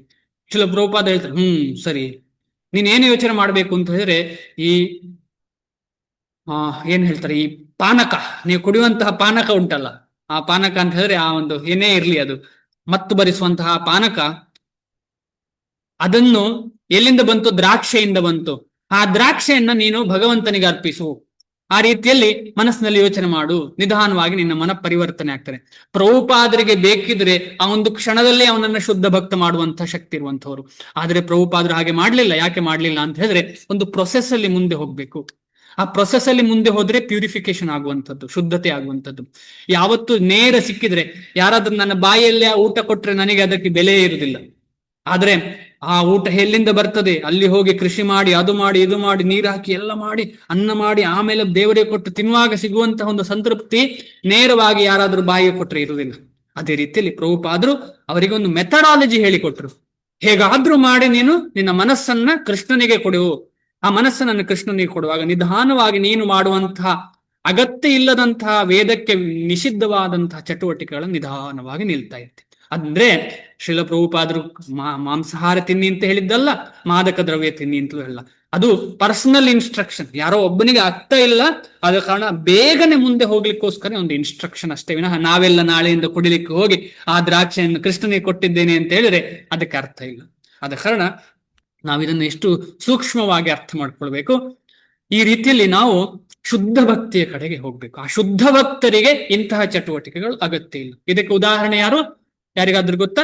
ಉದಾಹರಣೆ ಲಾಸ್ಟ್ ಕ್ಲಾಸ್ ಅಲ್ಲಿ ಈ ಉದಾಹರಣೆಯನ್ನ ನಾವು ನೆನಪು ಮಾಡ್ಕೊಂಡಿದ್ದೇವೆ. ಯಾರಾದ್ರೂ ಇದ್ರೆ ಹೇಳಿ. ಶುದ್ಧ ಭಕ್ತರಿಗೆ ನಾವು ಮಾಡಿದಂತಹ ಕೆಲವು ಚಟುವಟಿಕೆಗಳ ಅಗತ್ಯ ಇಲ್ಲ ಅಂತ ಹೇಳುವುದಕ್ಕೆ ಉದಾಹರಣೆ. ಯಾರದ್ದು ಉದಾಹರಣೆ? ಮಾಧವೇಂದ್ರ ಪುರಿಗಳ ಉದಾಹರಣೆ ಕೊಟ್ಟಿದ್ದೇವೆ. ಮಾಧವೇಂದ್ರ ಪುರಿಗಳು ಏನ್ ಹೇಳ್ತಾರೆ? ಪ್ರಯತ್ನ ಪಡಿ, ನೆನ್ಪಿಲ್ಲ.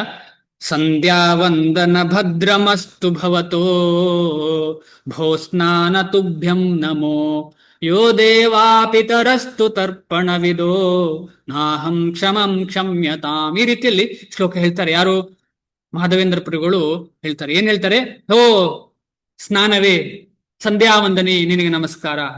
ನನಗೆ ಸಮಯ ಇಲ್ಲ. ಕೃಷ್ಣ ಕಂಸನನ್ನು ಕೊಂದಂತಹ ಕೃಷ್ಣನ ಪಾದ ಕಮಲಗಳಿಗೆ ನನ್ನನ್ನು ನಾನು ಅರ್ಪಿಸಿದ್ದೇನೆ. ನನಗೆ ಇದಕ್ಕೆಲ್ಲ ಸಮಯ ಇಲ್ಲ. ಅದೆಲ್ಲ ಮಾಡ್ತಾರೆ ಅವರು, ಆದ್ರೆ ಇದಕ್ಕೆಲ್ಲ ಸಮಯ ಇಲ್ಲ. ಅಂದ್ರೆ ಅವರು ಲೋಕಕ್ಕೆ ತೋರಿಸ್ಕೋಸ್ಕರ ಇದೆಲ್ಲ ಮಾಡ್ತಾರೆ. ಶ್ರೀಲ ಪ್ರಭುಪಾದರು ಅಷ್ಟೇ. ಅವರು ಶುದ್ಧ ಭಕ್ತರು. ಅವರು ಬಂದು ಮಂಗಳಾರತಿಯ ತಂಡ ಮಾಡಬೇಕು ಅಂತ ಏನಿಲ್ಲ ಅವರಿಗೆ. ಅವರು ಶುದ್ಧ ಭಕ್ತರು, ಯಾವತ್ತೂ ಕೃಷ್ಣನಲ್ಲೇ ಇರುವವರು. ಅವರು ಕೃಷ್ಣನ ಬಗ್ಗೆ ಚಿಂತೆ ಮಾಡುವಂಥವ್ರು. ಅವರು ಸ್ಪೆಷಲ್ ಆಗಿ ಮಂಗಳಾರತಿಗೆ ಬರಬೇಕು. ಆದ್ರೆ ನಮಗೆಲ್ಲರಿಗೂ ಅದು ಹೇಗೆ ನಿಯಮ ಅಂತ ಹೇಳುವಂತೆ ಗೊತ್ತಾಗ್ಬೇಕು ಅಂತ ಹೇಳಿದ್ರೆ ಪ್ರಭುಪಾದರು ನಿಯಮ ಮಾಡಿದ್ರು. ಅದೇ ರೀತಿ ಚೈತನ್ಯ ಮಹಾಪ್ರಭುಗಳು ಅವರು ಭಕ್ತರು ಆಗಿ ಬಂದಿದ್ದಾರೆ. ನಮಗೆ ಅವರು ಭಗವಂತನಾದ್ರೂ ಕೂಡ ಭಕ್ತರ ಒಂದು ಭಾವದಲ್ಲಿ ಬಂದು ಹೇಗೆ ಜಪ ಮಾಡಬೇಕು, ಹೇಗೆ ಭಾಗವತ ಸುಮ್ಮನೆ ಜಪ ಮಾತ್ರ ಮಾಡುವುದಲ್ಲ, ಭಾಗವತಂ ಕೂಡ ಓಡ್ಬೇಕು. ಅವರು ಭಾಗವತಲ್ಲಿ ಬರುವಂತಹ ಪ್ರಹ್ಲಾದ ಮಹಾರಾಜರದ್ದು, ಧ್ರುವ ಮಹಾರಾಜರದ್ದು ಕಥೆಯನ್ನೆಲ್ಲ 108 ಬಾರಿ ಕೇಳಿದ್ದಾರೆ ಚೈತನ್ಯ ಮಹಾಪ್ರಭುಗಳು. ನಾವು ಒಂದು ಸಲ ಕೂಡ ಕೇಳಲಿಲ್ಲ ಸರಿಯಾಗಿ. ಕೇಳಿದ್ರು ಕೂಡ ತೃಪ್ತಿಯಿಂದ ಅದನ್ನ ನಿಜವಾಗಿ ಕಿವಿ ಕೊಟ್ಟು ಕೇಳಲಿಲ್ಲ. ಆದ ಕಾರಣ ಚೈತನ್ಯ ಮಹಾಪ್ರಭುಗಳು ಕೃಷ್ಣನೇ, ಆ ಕೃಷ್ಣ ನಮಗೆ ಮಾದರಿ. ಈ ರೀತಿಯಲ್ಲಿ ಮಾಡಬೇಕು ಅಂತ ಹೇಳಿ ಚೈತನ್ಯ ಮಹಾಪ್ರಭುಗಳು ಬಂದಿದ್ದಾರೆ. ಆದ ಕಾರಣ ಅಂತಹ ಭಕ್ತರ ಮಾರ್ಗದರ್ಶನ ನಮಗೆ ಸಿಗ್ತಾ ಉಂಟು. ಚೈತನ್ಯ ಮಹಾಪ್ರಭುಗಳು ದೇವರದ್ದೇ ಸಿಗ್ತಾ ಉಂಟು. ಈ ರೀತಿಯಲ್ಲಿ ನಾವು ಯಜ್ಞ ಮಾಡ್ತಾ ಈಗ ಮುಂದೆ ಹೋಗಿ ಆತ್ಮಸ್ತರದಲ್ಲಿ, ಅಂದ್ರೆ ಆತ್ಮಸ್ತರದಲ್ಲಿ ಅಂದ್ರೆ ಏನರ್ಥ? ಭಗವಂತನ ದಾಸ ಅಂತ ತಿಳ್ಕೊಳ್ಳುವುದೇ ಆತ್ಮಸ್ತರ. ಅಲ್ಲಿಗೆ ತಲುಪಲಿಕ್ಕೆ ನಮ್ದೆಲ್ಲ ಉದ್ದೇಶ ಅದು ಭಗವಂತ ಮತ್ತು ಭಕ್ತರ ಕೈಯಲ್ಲಿ ಮಾತ್ರ ಸಾಧ್ಯ. ಶ್ಲೋಕ 18 ಇವತ್ತಿನ ಶ್ಲೋಕ. ನೈವತಸ್ಯ ಕೃತೇನಾರ್ಥೋ ನಾ ಕೃತೆ ನೇಹ ಕಶ್ಚನ ನ ಚಾಸ್ಯ ಸರ್ವಭೂತೇಷು ಕಶ್ಚಿದ್ ಅರ್ಥ ವ್ಯಪಾಶ್ರಯ. ನೈವ ತಸ್ಯ ಕೃತ ಏನ ಅರ್ಥ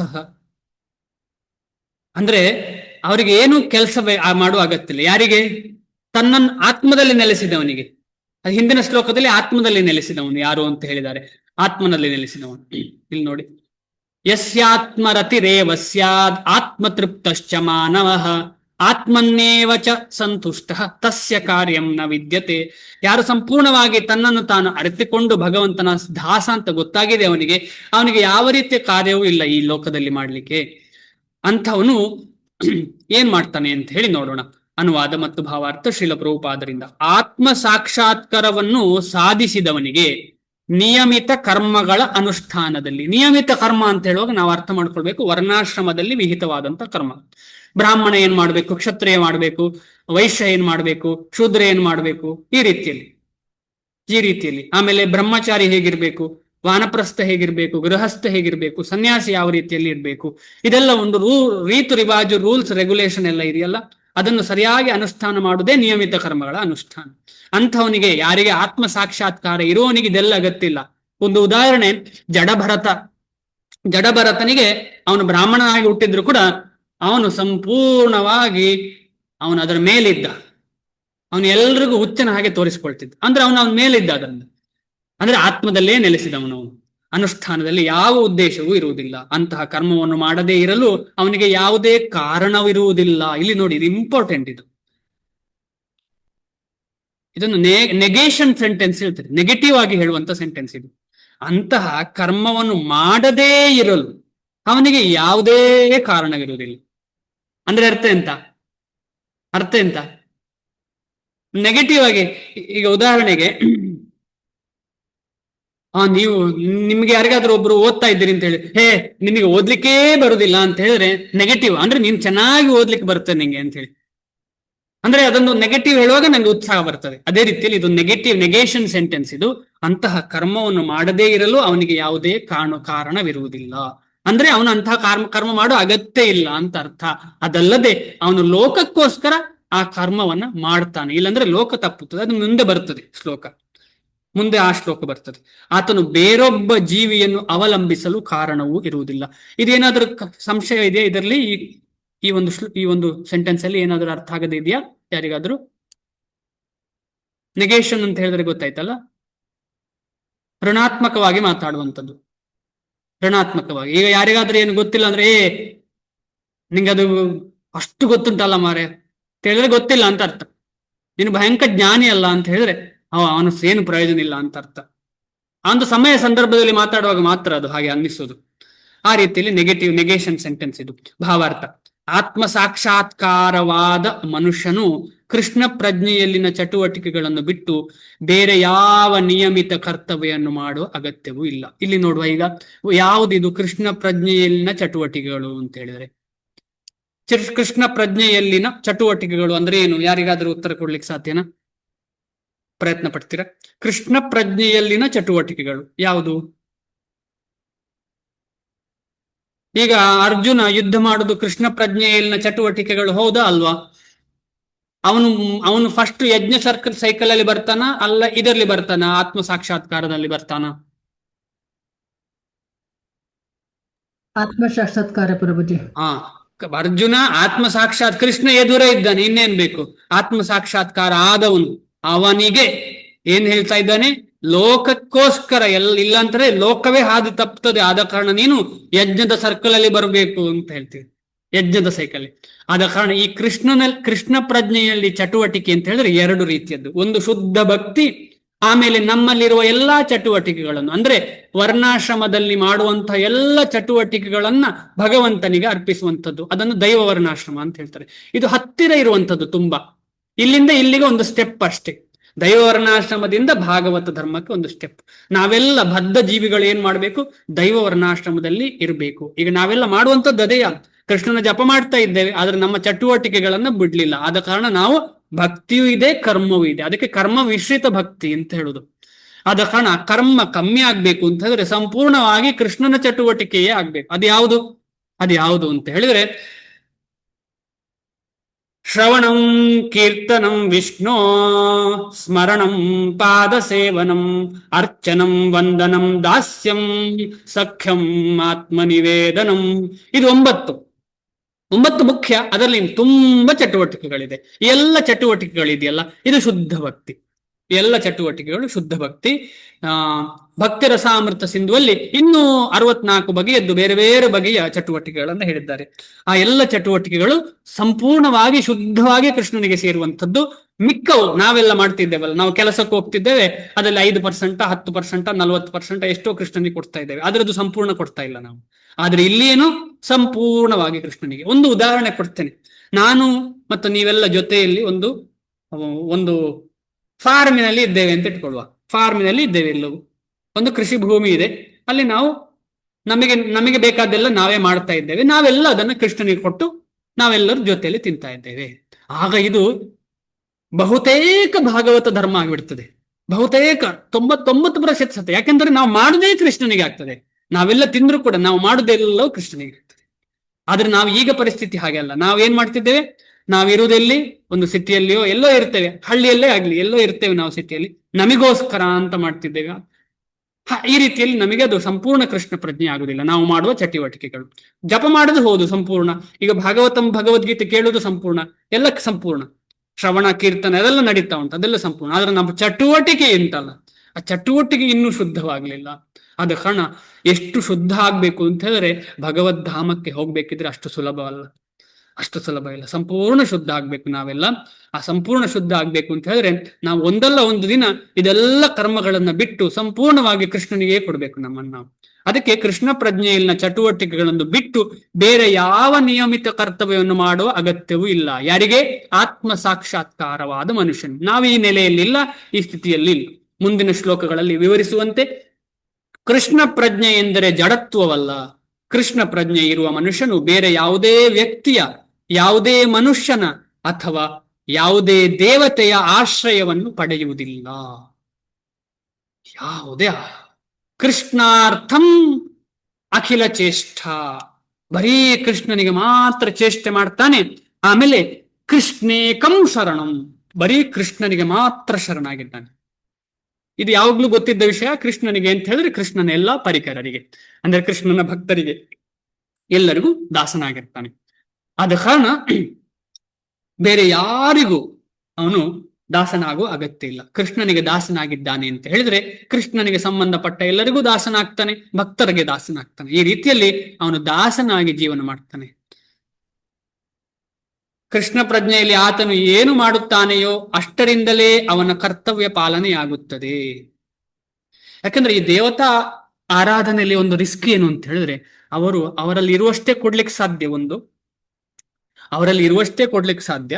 ದೇವತಾರಾಧನೆ ಮಾಡಬಾರದು ಅಂತ ಉದ್ದೇಶ ಅಲ್ಲ ಇಲ್ಲಿ.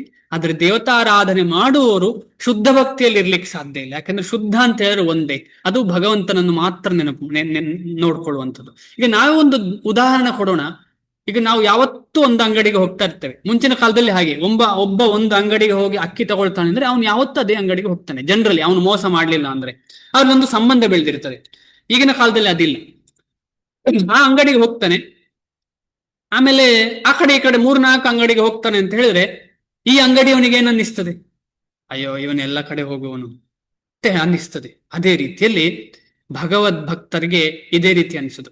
ಯಾಕೆಂತಂದ್ರೆ ಒಬ್ಬರಿಗೆ ಹೋಗ್ಬೇಕು, ನಾವು ಒಂದೇ, ಕೃಷ್ಣ ಬಿಟ್ಟರೆ ಬೇರೆ ಆಗಿಲ್ಲ. ಅದೇ ಕೃಷ್ಣಾರ್ಥಂ ಅಖಿಲ ಚೇಷ್ಟ, ಕೃಷ್ಣನಿಗೋಸ್ಕರ ಮಾತ್ರ ನಮ್ಮೆಲ್ಲ ಚೇಷ್ಟೆ, ನಮ್ಮ ಎಲ್ಲ ಕರ್ಮಗಳು.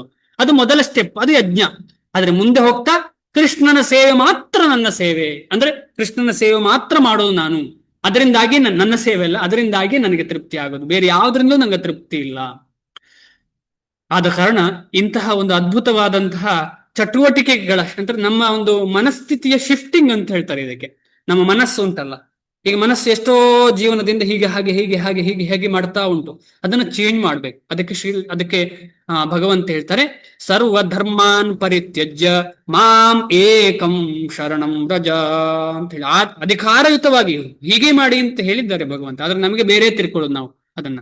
ಎಲ್ಲಾ ಧರ್ಮಗಳನ್ನು ಬಿಡು ಅಂತ ಹೇಳಿದ್ರೆ, ಎಲ್ಲಾ ಧರ್ಮಗಳು ಅಂತ ಹೇಳಿದ್ರೆ ಈ ರೀತಿಯಲ್ಲಿ ಬೇರೆ ಬೇರೆ ಅರ್ಚನೆಗಳನ್ನು ಮಾಡುವಂತಹ ಧರ್ಮವನ್ನು ಬಿಟ್ಟು ಮಾಂ ಏಕಂ, ನನಗೆ ಮಾತ್ರ ಶರಣಂ ವ್ರಜ, ಸರೆಂಡರ್ ಆಗು, ನನಗೆ ಮಾತ್ರ ಸರೆಂಡರ್ ಆಗು, ಬೇರೆ ಯಾರಿಗೂ ಸರೆಂಡರ್ ಆಗಬೇಡ ಅಂತ ಹೇಳಿದ್ದಾನೆ ಭಗವಂತ. ಅದು ಸೆಲ್ಫಿಶ್ನೆಸ್ ಅಲ್ಲ, ಅದು ಕಂಪ್ಯಾಷನ್. ಈಗ ನೀವು ಹೌದಂತ ಭಗವಂತನಿಗೆ ಮಾತ್ರ ಇಲ್ಲ, ಸೆಲ್ಫ್ಲೆಸ್ನೆಸ್ ಅಲ್ಲ, ಕಂಪ್ಯಾಷನ್. ಯಾಕೆ ಕಂಪ್ಯಾಷನ್ ಅಂತ ಹೇಳಿದ್ರೆ ಬುಡಕ್ಕೆ ನೀರು ಸಿಗ್ಲಿಲ್ಲ ಅಂತ ಹೇಳಿದ್ರೆ ಬೇರೆಲ್ಲ ಶಾಖೆಗಳು ಉಪಶಾಖೆಗಳು ಬಾಡ್ತದೆ, ಹಳದಿ ಬಣ್ಣ ಹಾಗೆ ಕೊನೆಗೆ ಬಿದ್ದು ಅದು ಸಸ್ಯವೇಶ ಆಯ್ತದೆ, ಆ ಸ್ಥಿತಿ ಗರ್ತದೆ. ಆ ಸ್ಥಿತಿ ಬರಬಾರ್ದು ಅಂತ ಹೇಳಿ ಕೃಷ್ಣ ತುಂಬಾ ದಯಾಮಯಿ ಏನ್ ಹೇಳ್ತಾನೆ, ನನಗೆ ಹಾಕು ಅಂತ ಹೇಳ್ತಾನೆ. ಎಲ್ಲ ವೃಕ್ಷಗಳು ಕೇಳುದು ನನ್ನ ಬುಡಕ್ಕೆ ನೀರು ಹಾಕಪ್ಪ, ಹೆಗಲಿಗೆಲ್ಲ ಹಾಕಿ ಏನು ಪ್ರಯೋಜನ? ಆದ ಕಾರಣ ಕೃಷ್ಣ ನಮಗೆ ಹೆಲ್ಪ್ ಮಾಡುದಲ್ಲ, ಕೃಷ್ಣ ಹೇಳ್ತಾ ಇದ್ರು. ಯಾಕಂದ್ರೆ ಕೃಷ್ಣನಿಗೆ ಇದರಿಂದ ಏನು ಪ್ರಾಬ್ಲಮ್ ಇಲ್ಲ. ನೀವು ಬುಡಕ್ಕೆ ಹಾಕಿ, ತಲೆಗೆ ಹಾಕಿ, ಎಲ್ಲಿ ಹಾಕಿ ಪ್ರಯೋಜನ ಇಲ್ಲ, ಏನು ತೊಂದರೆ ಇಲ್ಲ ಅವರಿಗೆ, ಪ್ರಯೋಜನ ಇಲ್ಲಲ್ಲ, ಏನು ಬಾಧೆ ಇಲ್ಲ, ಏನು ಅವ್ರಿಗೇನು ಅಗತ್ಯ ಇಲ್ಲ. ಯಾಕಂದ್ರೆ ಅವನ ಆತ್ಮಾರಾಮ. ಆದ್ರೆ ನಮಗೆ ಅದು ಅಗತ್ಯ ಉಂಟು. ಆದ ಕಾರಣ ಭಗವಂತ ಭಕ್ತವತ್ಸಲ, ನಮಗೋಸ್ಕರ ಭಗವಂತ ಮಾಡ್ತಾ ಇರುವಂಥದ್ದು. ಈ ಸೃಷ್ಟಿಯೇ ನಮಗೋಸ್ಕರ ಮಾಡಿದ್ದಂಥದ್ದು ಭಗವಂತ.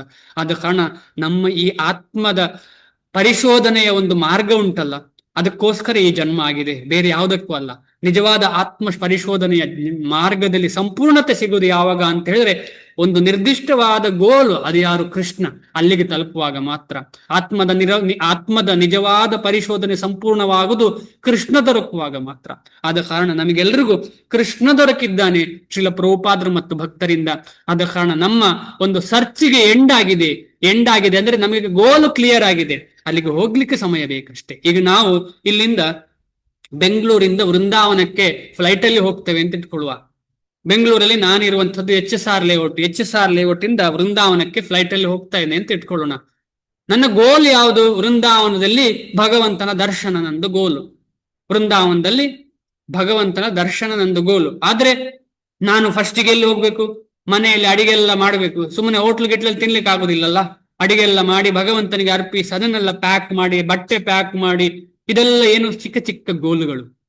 ಅಲ್ಲಿ ಹೋಗ್ತೇನೆ ಅಂತೇಳಿ ತಲುಪಿ ಆಯ್ತಾ? ಇಲ್ಲ, ಚಿಕ್ಕ ಚಿಕ್ಕ ಗೋಲು. ಆಮೇಲೆ ಬುಕ್ ಮಾಡ್ಬೇಕು, ರಿಕ್ಷಾವ ಬೈಕಾ ಕಾರ ಬುಕ್ ಮಾಡ್ಬೇಕು, ಅಥವಾ ಬಸ್ ಸ್ಟ್ಯಾಂಡಿಗೆ ಹೋಗ್ಬೇಕು, ಅಲ್ಲಿಂದ ಆಮೇಲೆ ಏರ್ಪೋರ್ಟಿಗೆ ಹೋಗ್ಬೇಕು, ಆಮೇಲೆ ಏರ್ಪೋರ್ಟ್ ಅಲ್ಲಿ ಪಾಸ್ಪೋರ್ಟ್ ಎಲ್ಲ ತೋರಿಸಿ ಏನೆಲ್ಲ ಮಾಡ್ಬೇಕು, ಅದಾದ್ಮೇಲೆ ಏರ್ಪೋರ್ಟ್ ಅಲ್ಲಿ ಹತ್ಬೇಕು. ಅದೆಲ್ಲ ಚಿಕ್ಕ ಚಿಕ್ಕ ಚಿಕ್ಕ ಚಿಕ್ಕ ಗೋಲುಗಳು. ಆದ್ರೆ ಆ ಗೋಲುಗಳೆಲ್ಲ ಯಾವುದಕ್ಕೆ ಹೆಲ್ಪ್ ಮಾಡ್ತಾ ಇದೆ?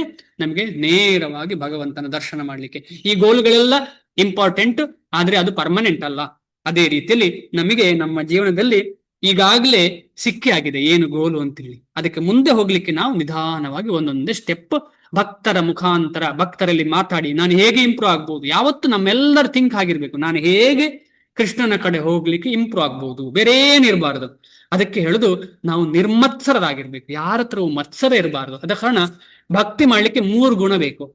ಭಕ್ತಿ ಮಾಡ್ಲಿಕ್ಕೆ 3 ಗುಣ ಬೇಕು. ಅಂದ್ರೆ ನಮಗೆ ಡುಪ್ಲಿಸಿಟಿ ಇರಬಾರದು. ಡುಪ್ಲಿಸಿಟಿ ಅಂತ ಹೇಳಿದ್ರೆ ಏನು?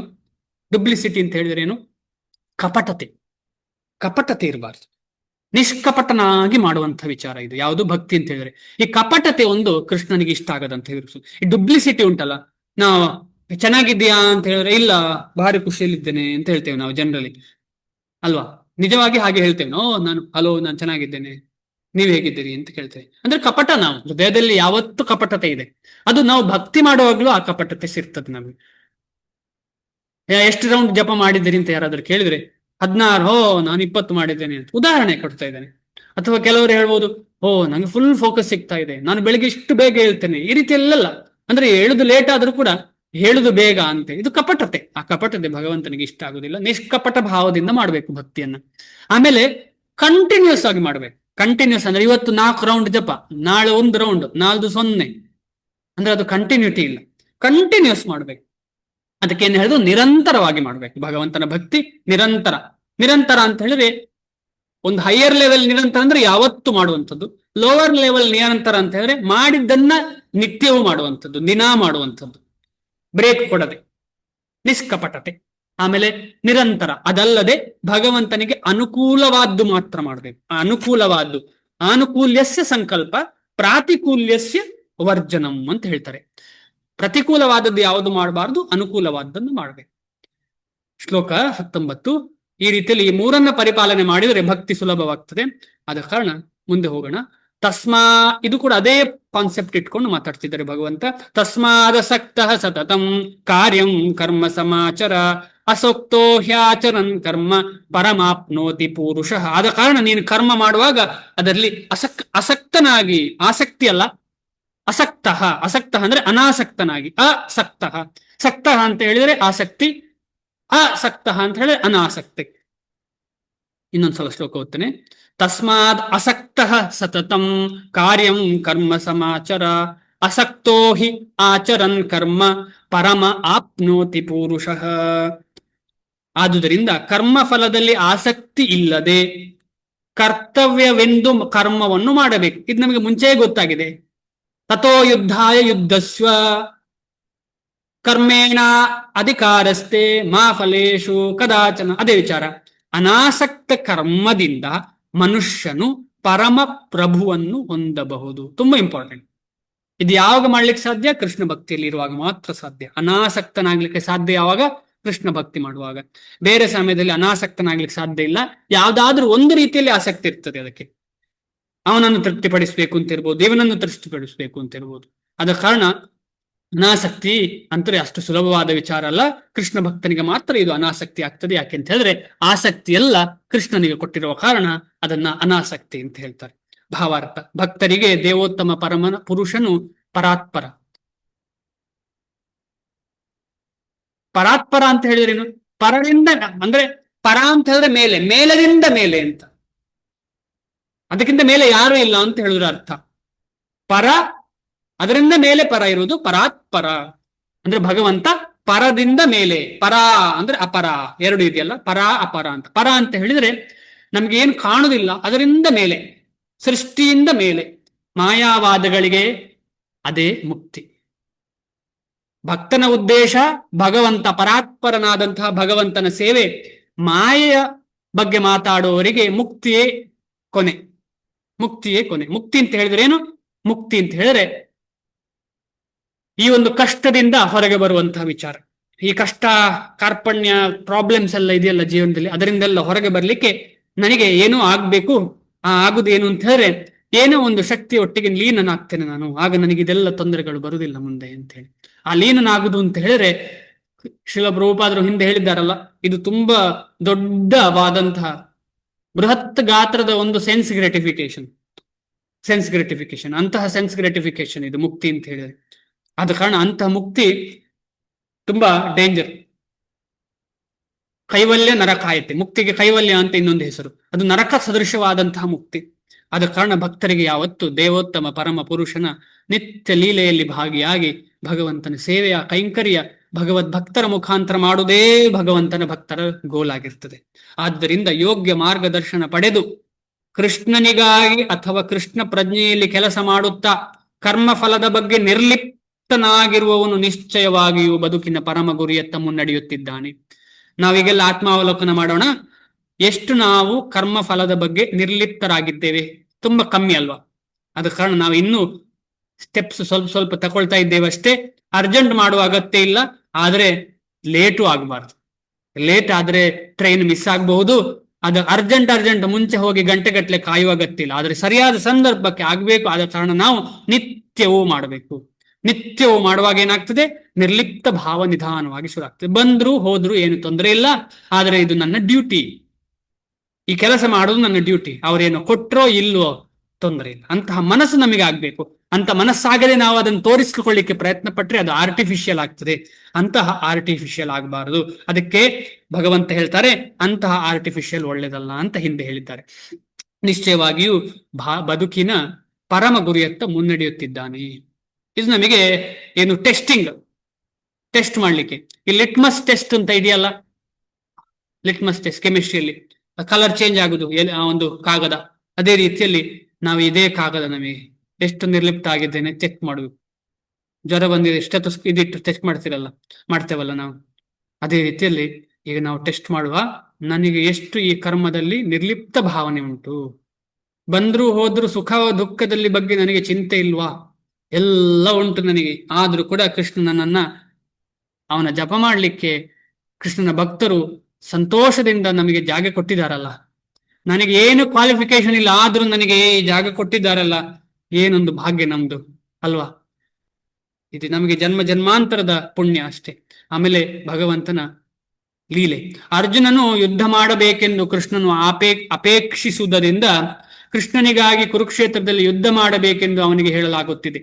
ಒಳ್ಳೆಯ ಮನುಷ್ಯನಾಗಿರುವುದು ಅಥವಾ ಅಹಿಂಸಾ ನಿಷ್ಠನಾಗಿರುವುದು ವೈಯಕ್ತಿಕ ಆಸಕ್ತಿ. ಆದರೆ ಪರಾತ್ಪರದ ಪರವಾಗಿ ಕಾರ್ಯತತ್ಪರರಾಗುವುದು ನಿಷ್ಕಾಮ ಕರ್ಮ. ಇದು ಅತ್ಯಂತ ಶ್ರೇಷ್ಠ ರೀತಿಯ ಪರಿಪೂರ್ಣ ಕರ್ಮ. ಇದನ್ನೇ ದೇವೋತ್ತಮ ಪರಮ ಪುರುಷನಾದ ಶ್ರೀಕೃಷ್ಣನು ಪ್ರತಿಪಾದಿಸುವುದು. ನಿಯಮಿತ ಯಜ್ಞಗಳಂತೆ ವೈದಿಕ ಆಚರಣೆಗಳ ಉದ್ದೇಶವು ಇಂದ್ರಿಯ ತೃಪ್ತಿಗಾಗಿ ಮಾಡಿದ ಪಾಪ ಕರ್ಮಗಳಿಂದ ಪರಿಶುದ್ಧರಾಗುವುದು. ಆದರೆ ಕೃಷ್ಣ ಪ್ರಜ್ಞೆಯಿಂದ ಮಾಡಿದ ಕೆಲಸವು ಒಳ್ಳೆಯ ಕರ್ಮ ಅಥವಾ ಕೆಟ್ಟ ಕರ್ಮದ ಫಲಗಳನ್ನು ಮೀರಿದ್ದು ಕೃಷ್ಣ ಪ್ರಜ್ಞೆ ಇರುವ ಮನುಷ್ಯನಿಗೆ ಫಲಾಸಕ್ತಿ ಇಲ್ಲ. ಅವನು ಕೃಷ್ಣನಿಗಾಗಿಯೇ ಕಾರ್ಯನಿರತನಾಗುತ್ತಾನೆ. ಅವನು ಎಲ್ಲ ಬಗೆಯ ಕಾರ್ಯಗಳಲ್ಲಿ ತೊಡಗುತ್ತಾನೆ, ಆದರೆ ಸಂಪೂರ್ಣವಾಗಿ ನಿರ್ಲಿಪ್ತನಾಗಿರುತ್ತಾನೆ. ಇದು ತುಂಬಾ ಇಂಪಾರ್ಟೆಂಟ್. ಇಂತಹ ಭಗವದ್ ಭಕ್ತರು ಯಾವತ್ತೂ ಸತ್ವಗುಣದಿಂದ ಮೇಲಿರ್ತಾರೆ, ಆದರೆ ಸತ್ವಗುಣದಲ್ಲಿ ಅವರನ್ನು ತೋರಿಸಿಕೊಂಡಿರ್ತಾರೆ. ಈಗ ಶಿಲ ಪ್ರಭುಪಾದರು ಶುದ್ಧ ಸತ್ವದಲ್ಲಿರುವಂಥವ್ರು, ಭಗವಂತನ ನೇರ ಸಂಪರ್ಕದಲ್ಲಿರುವಂಥವ್ರು, ಆದ್ರೆ ಎಲ್ಲರಿಗೂ ಅವರು ಸಾತ್ವಿಕವಾಗಿ ತೋರಿಸ್ತಾರೆ ಅವರನ್ನು. ಅವರು ಸಾತ್ವಿಕರು ಅಂತಾರೆ ಸತ್ವಗುಣ ಇರುವಂತ ಸತ್ವಗುಣ ಸಂಪದ್ಭರಿತರಾದಂತಹ ಭಗವತ್ ಭಕ್ತರ ಹಾಗೆ ತೋರಿಸ್ತಾರೆ ಅವರು. ಆದ್ರೆ ಅವರು ಅದಕ್ಕಿಂತ ಮಿಗಿಲಾದವರು, ಅಂದ್ರೆ ಶುದ್ಧ ಸತ್ವದಲ್ಲಿರುವವರು. ಅಂದ್ರೆ ನಾವು ಕನ್ಫ್ಯೂಷನ್ ಮಾಡಬಾರದು ಅವರನ್ನು ನೋಡಿ. ಅವರು ಬ್ರಷ್ ಮಾಡ್ತಾರೆ, ಅವರು ಕನ್ನಡಕ ಇಡ್ತಾರೆ, ಅವರಲ್ಲೂ ಶೀತ ಆಗ್ತಾ ಉಂಟು, ಹೀಗೆಲ್ಲ ಚಿಂತನೆ ಮಾಡಿ ಅವರೇ ನಮ್ಮ ಹಾಗೆ ಇದ್ದಾರೆ. ಇಲ್ಲ, ಅಂದ್ರೆ ನಾವು ಸತ್ವಗುಣದಲ್ಲಿ ಬಂದಿರುವಾಗ ನಮ್ಮ ಹಾಗೆ ಇದ್ದಾರೆ. ನಮಗೂ 3 ಗುಣಗಳಿದೆಯಲ್ಲ, ಸತ್ವ ರಜ ತಮಸ್. ಸ್ವಲ್ಪ ಸ್ವಲ್ಪ ಕೃಷ್ಣ ಪ್ರಜ್ಞೆಯಲ್ಲಿ ಬೆಳೀತಾ ಬೆಳೀತಾ ನಮಗೆ ನಿಧಾನವಾಗಿ ಸತ್ವಗುಣ ಬರ್ತದೆ. ಆಗ ಶುದ್ಧ ಭಕ್ತರನ್ನೆಲ್ಲ ನೋಡ್ತಾ, ಅವರು ಹಾಗೆ ನನ್ನ ಹಾಗೆ ಸತ್ವಗುಣದಲ್ಲಿದ್ದಾರೆ ಅಂತ ಭಾವನೆ ಅಲ್ಲ. ಅದು ತುಂಬಾ ಮಹಾ ಪಾಪ ಆಗ್ತದೆ, ಗುರುವಿಗೆ ದ್ರೋಹ ಬಗ್ದ ಹಾಗೆ ಆಗ್ತದೆ. ಯಾಕಂತ ಹೇಳಿದ್ರೆ ಗುರುವನ್ನು ಅದೇ ರೀತಿಯಲ್ಲಿ ಮೂರ್ತಿಯನ್ನ ಯಾರು ಈಗ ಮೂರ್ತಿಯನ್ನೇ ಯಾರು ಕಲ್ಲು ಅಂತ ತಿಳ್ಕೊಳ್ತಾರೋ, ಗುರುವನ್ನು ಯಾರು ಮನುಷ್ಯ ಅಂತ ತಿಳ್ಕೊಳ್ತಾರೋ ಅಂತವನು ಚಾಂಡಾಲ, ಅಂದ್ರೆ ತುಂಬಾ ಕೀಳು ಅವನು. ಆದ ಕಾರಣ ನಾವು ಅಂತ ಕೀಳು ಮನುಷ್ಯರಾಗಬಾರ್ದು. ಎಲ್ಲ ಗುರುವರ್ಗದವರು ಗುರು ತತ್ವ, ಅದು ತತ್ವ ಅಂತ ಹೇಳಿದ್ರೆ ಭಗವಂತನ ಅಂಶ. ಅಂತ ಅಂಶವನ್ನ ತಕೊಂಡವರು ನಿಜವಾಗಿ ಭಗವಂತನ ಸಂಪೂರ್ಣ ಸೇವೆಯಲ್ಲಿ ಯಾವತ್ತೂ ತೊಡಗಿರುವಂಥವರು. ಅವರನ್ನು ನಾವು ಮನುಷ್ಯರಾಗಿ ತಕೊಳ್ಳದೆ ಅವರು ನಿಜವಾಗಿ ದೇವರ ಕೃಷ್ಣನ ನೇರವಾಗಿ ಬಂದಂತಹ ಪ್ರತಿನಿಧಿಯಾಗಿ ತಕೊಳ್ಬೇಕು. ನಾವು ನೇರವಾಗಿ ಕೃಷ್ಣ ಹೇಗೆ ತನ್ನ ದೇಹವನ್ನ ಆತ್ಮ ಅಂತ ನಾವೆಲ್ಲ ತಿಳ್ಕೊಳ್ಬೇಕು, ಅದೇ ರೀತಿ ನಮ್ಮ ಆಚಾರ್ಯರೆಲ್ಲರ ದೇಹವು ಕೂಡ, ಆಚಾರ್ಯರ ದೇಹವು ಎಲ್ಲವೂ ಕೂಡ ಆತ್ಮದ ಶಕ್ತಿ ಇರುವಂಥವು. ಆದರೆ ಲೋಕಕ್ಕೆ ಕನ್ಫ್ಯೂಷನ್ ಆಗ್ಬಾರ್ದು. ಇಲ್ಲದ್ರೆ ಅದು ಭಕ್ತಿ ದೇವಿಯೇ ಹಾಗೆ ಮಾಡುವಂಥದ್ದು. ಇಲ್ಲದ್ರೆ ಏನಾಗ್ತದೆ, ಭಕ್ತಿ ದೇವಿಯನ್ನೇ ಎಲ್ಲರೂ ತುಂಬಾ ಚೀಪ್ ಆಗಿ ತಗೊಳ್ಳಿಕ್ಕೆ ಶುರು ಮಾಡ್ತಾರೆ. ಎಲ್ಲರೂ ಚೀಪ್ ಆಗಿ, ಯಾಕಂದ್ರೆ ಕೃಷ್ಣನಿಗೆ ಬೇಕು ಅಂತ ಹೇಳಿದ್ರೆ ಒಂದು ಸಲ ಹರೇ ಕೃಷ್ಣ ಮಹಾಮಂತ್ರ ಮಾಡಿದ್ರೆ ಸಾಕು, ಕರ್ಕೊಂಡು ಹೋಗ್ಬೋದು. ಆದ್ರೆ ಶುದ್ಧತೆ ಇದೆಯಾ? ಶುದ್ಧತೆ ಇಲ್ಲ. ಆ ಶುದ್ಧ ಮಾಡ್ಲಿಕ್ಕೋಸ್ಕರ ಈ ಒಂದು ಟೆಸ್ಟಿಂಗ್ ಚೆನ್ನಾಗಿ ಟೆಸ್ಟ್ ಮಾಡ್ತಾರೆ ಮಾಯೆ. ಆ ಟೆಸ್ಟಿಂಗ್ ಅಲ್ಲಿ ನಾವು ಪಾಸ್ ಆದ್ರೆ ನಮ್ಗೆ ಕೃಷ್ಣ, ಫೈಲ್ ಆದ್ರೆ ಪುನಃ ಮಾಯೆ. ನಿಯಮಿತ ಯಜ್ಞಗಳಂತೆ ವೈದಿಕ ಆಚರಣೆಗಳ ಉದ್ದೇಶವು ಇಂದ್ರಿಯ ತೃಪ್ತಿಗಾಗಿ ಮಾಡಿದ ಪಾಪ ಕರ್ಮಗಳಿಂದ ಪರಿಶುದ್ಧರಾಗುವುದು. ಆದರೆ ನಿಯಮಿತ ಯಜ್ಞಗಳಂತೆ ವೈದಿಕ ಆಚರಣೆಗಳ ಉದ್ದೇಶವು ಇಂದ್ರಿಯ ತೃಪ್ತಿಗಾಗಿ ಮಾಡಿದ ಪಾಪ ಕರ್ಮಗಳಿಂದ ಪರಿಶುದ್ಧರಾಗುವುದು. ರಾತ್ರಿ ಕೃತಂ ವಾ ಪಾಪಂ ನಾಶಯತಿ ಅಂತ ಹೇಳಿ ಒಂದು ಶ್ಲೋಕ ಇದೆ. ನಾ ರಾತ್ರಿ ಹಗಲೆಲ್ಲ ಮಾಡಿದ ಪಾಪವನ್ನು, ಸೂರ್ಯದೇವರೇ ನನ್ನ ಪಾಪವನ್ನು ನಾಶ ಮಾಡು ಅಂತೇಳಿ ಸೂರ್ಯನಿಗೆ ಅರ್ಘ್ಯ ಕೊಡುವಂಥದ್ದು. ಆದರೆ ಇಲ್ಲಿ ಕೃಷ್ಣ ಪ್ರಜ್ಞೆಯಲ್ಲಿ ಏನಾಗ್ತದೆ? ಏನು ಅಗತ್ಯ ಇಲ್ಲ, ಏನು ಕೇಳುವುದಿಲ್ಲ. ನಾನ್ ನಿನ್ನ ದಾಸ ಅಂತ ಹೇಳಿ ಸಂಪೂರ್ಣವಾಗಿ ನಿನ್ನ ಸೇವೆ ಮಾಡುವ ಅವಕಾಶ ಕೊಡು, ನನ್ನನ್ನು ಶುದ್ಧ ಮಾಡಿಸು, ಶುದ್ಧ ಮಾಡಿದ್ರೆ ಮಾತ್ರ ನಿನ್ನ ಸೇವೆ ಮಾಡ್ಲಿಕ್ಕೆ ಸಾಧ್ಯ, ಅದ ಕಾರಣ ನನಗೆ ಅವಕಾಶ ಕೊಡು ಅಂತೇಳಿ ಏನು ಮಂತ್ರ ತಂತ್ರ ಏನು ಅಗತ್ಯ ಇಲ್ಲ. ನೇರವಾಗಿ ಹರೇ ಕೃಷ್ಣ ಮಹಾಮಂತ್ರವನ್ನು ಹೇಳಿದ್ರೆ ಧಾರಾಳ ಸಾಕು. ಯಾಕಂದ್ರೆ ಈ ಮಂತ್ರವನ್ನು ಹೇಳಿದ್ರು ನಮಗೆ ಅರ್ಥ ಗೊತ್ತಿಲ್ಲ ಅಂತ ಹೇಳಿದ್ರೆ ಕಷ್ಟ ಆಗ್ತದೆ. ಯಾಕಂದ್ರೆ ನಮಗೆ ಅದರಲ್ಲಿ ರುಚಿ ಸಿಗುವುದಿಲ್ಲ. ಅರ್ಥ ಅಗತ್ಯ ಇಲ್ಲ, ಆದ್ರೆ ಅರ್ಥ ಗೊತ್ತಿಲ್ಲ ಅಂತ ರುಚಿ ಇಲ್ಲ. ಆದ್ರೆ ಹರೇ ಕೃಷ್ಣ ಮಹಾಮಂತ್ರದಲ್ಲಿ ಹಾಗೆ ಅಲ್ಲ.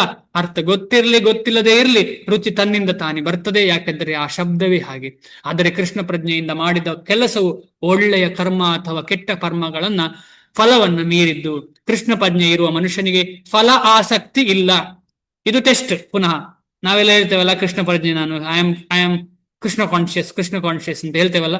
ಫಲ ಆಸಕ್ತಿ ಇಲ್ಲ ಅಂತ ಹೇಳಿದ್ದಾರೆ ಇಲ್ಲಿ. ನಮಗೆಲ್ಲ ಇದೆ. ಆದ ಕಾರಣ ನಾವಿನ್ನೂ ತೊಟ್ಟಿಲ್ಲ ಮಗು, ಇನ್ನು ಬೆಳಿಬೇಕಷ್ಟೇ. ಅವನು ಕೃಷ್ಣನಿಗಾಗಿಯೇ ಕಾರ್ಯನಿರತನಾಗುತ್ತಾನೆ. ಇದು ಇನ್ನೊಂದು ಟೆಸ್ಟ್. ಎಷ್ಟು ಕಡೆ ನಾವು ಮೂವಿಗೆ ಹೋಗುದಿಲ್ಲ, ಎಷ್ಟು ಕಡೆಗೆ ನಾವು ಅಲ್ಲಿ ಇಲ್ಲಿ ಹೋಗಿ ತಿನ್ನುವುದಿಲ್ಲ, ಎಷ್ಟು ಕಡೆ ನಾವು ಬೇರೆಯವರನ್ನ ತೃಪ್ತಿ ಮಾಡ್ಲಿಕ್ಕೆ ಪ್ರಯತ್ನಿಸುವುದಿಲ್ಲ, ಅವನಿಗೋಸ್ಕರ ಇವನಿಗೋಸ್ಕರ ಅಂತ ಹೇಳಿ. ಅದೆಲ್ಲ ನಿಲ್ಲಿಸಿ ಕೃಷ್ಣ ಮತ್ತು ಕೃಷ್ಣನ ಭಕ್ತರಿಗೋಸ್ಕರ ನನ್ನ ಜೀವನ ಅಂತ ಹೇಳೋನು ನಿಜವಾಗಿ ಭಕ್ತ. ಅವನು ಎಲ್ಲ ಬಗೆಯ ಕಾರ್ಯಗಳಲ್ಲಿ ತೊಡಗುತ್ತಾನೆ, ಆದ್ರೆ ಆ ಕಾರ್ಯ ಎಲ್ಲ ಕೃಷ್ಣನಿಗೋಸ್ಕರ. ಆದರೆ ಸಂಪೂರ್ಣವಾಗಿ ನಿರ್ಲಿಪ್ತನಾಗಿರುತ್ತಾನೆ, ಇಂಡಿಫರೆಂಟ್ ಆಗಿರ್ತಾನೆ. ಇಷ್ಟು ಹೇಳಿ ಇಲ್ಲಿಗೆ ನಿಲ್ಸೋಣ ಇವತ್ತು. ಏನಾದ್ರೂ ಸಂಶಯ ಇದ್ರೆ ಡಿಸ್ಕಸ್ ಮಾಡೋಣ. ಹರೇ ಕೃಷ್ಣ.